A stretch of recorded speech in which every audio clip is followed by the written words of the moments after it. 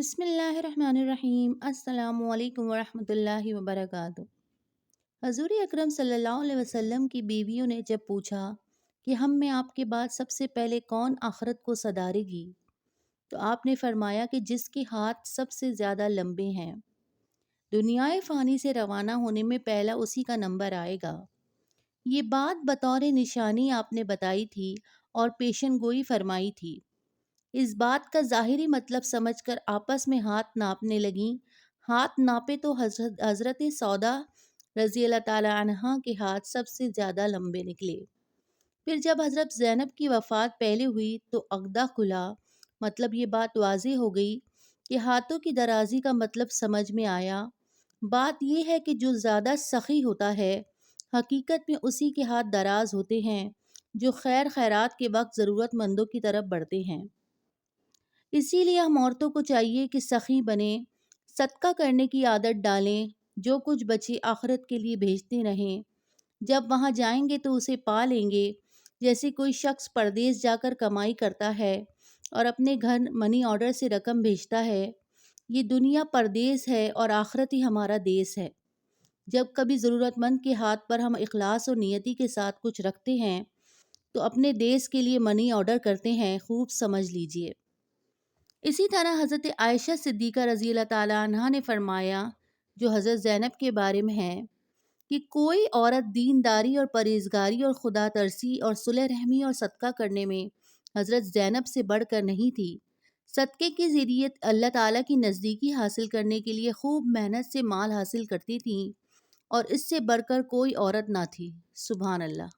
آج کل ہمارا جو حال ہے ہم عورتوں کا، کہ ہم اتنی مالیت کے باوجود بھی پھوٹی کوری کسی کو بھی دینے کو تیار نہیں ہوتے ہیں۔ ایک وہ بھی عورت تھی کہ جس کے پاس پیسہ نہ ہو تو دستکاری سے کما کر صدقہ کر لیتی تھی۔ حضرت زینب کا بھی انہی میں سے شمار ہوتا ہے، اور حضرت ام سلمہ جو ان کی سوتن تھی، وہ ان کے بارے میں کہتی ہیں کہ زینب نیک عورت تھی، راتوں رات نماز میں کھڑی رہتی تھی اور خوب کثرت سے روزے رکھتی تھی، اور دستکار بھی تھی، اس سے مال حاصل کر کے سب کو صدقہ کر دیتی تھی۔ سبحان اللہ۔ حضرت زینب رضی اللہ تعالیٰ عنہا کا سالانہ وظیفہ بیت المال سے حضرت عمر رضی اللہ تعالیٰ عنہ سے 12,000 درہم تھا، جسے انہوں نے صرف ایک سال قبول کیا اور لیتے کے ساتھ ہی حاجت مندوں میں تقسیم کر دیا۔ حضرت عمر رضی اللہ تعالیٰ عنہ نے پھر 1,000 درہم رقم بھجوائی تو فرمایا کہ اس کو اپنی ضرورتوں کے لیے رکھو۔ حضرت زینب نے ہمیشہ اس کو تقسیم کیا۔ موت سے پہلے وصیت فرمائی کہ میں نے اپنے لیے کفن تیار کیا ہے، اور ایک کفن حضرت عمر رضی اللہ تعالیٰ عنہ اپنے پاس سے بھیجیں گے، لہٰذا ایک کفن صدقہ کر دینا۔ چنانچہ ان کی بہن نے وہ کفن صدقہ کر دیا۔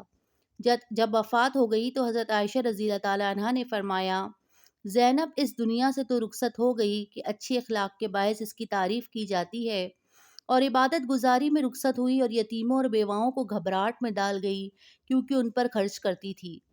جب ہم آج دنیا میں کسی کی مدد کریں گے تو کل جانے کے بعد ہماری اس دنیا سے وہ ہمیں ضرور یاد کریں گے کہ وہ بندہ یا بندی میری مدد کرتا تھا اور اتنا اتنا میرا ساتھ دیتا تھا، تو ہم کسی کو اچھائی میں تو یاد رہیں گے۔ ہمیں چاہیے کہ ہمیں اپنے ماہانہ بجٹ میں سے ضرور تھوڑی سی رقم کسی نہ کسی کے لیے مختص کر دیں اور اس کو ضرور صدقہ کریں، اور وہ چیز ہمارے لیے آخرت کے لیے سیف ہوگی۔ اور اس میں سے ضرور اپنے رشتہ داروں کا سب سے پہلے خیال رکھیں۔ اگر آپ کے رشتہ داروں میں بیوہ، مسکین، یتیم وغیرہ ہیں تو ان کو ضرور خیال رکھیں سب سے پہلے، اور ماہانہ ان کو ضرور بھیجیں۔ اس طرح اللہ تعالیٰ کی بھی آپ کو خوشندی حاصل ہوگی، اور آپ کے لیے آخرت کی جمع پونجی آپ کا جمع ہوتا رہے گا۔ باقی سب اللہ کو علم ہے۔ واللہ عالم بالصواب۔ جزاک اللہ۔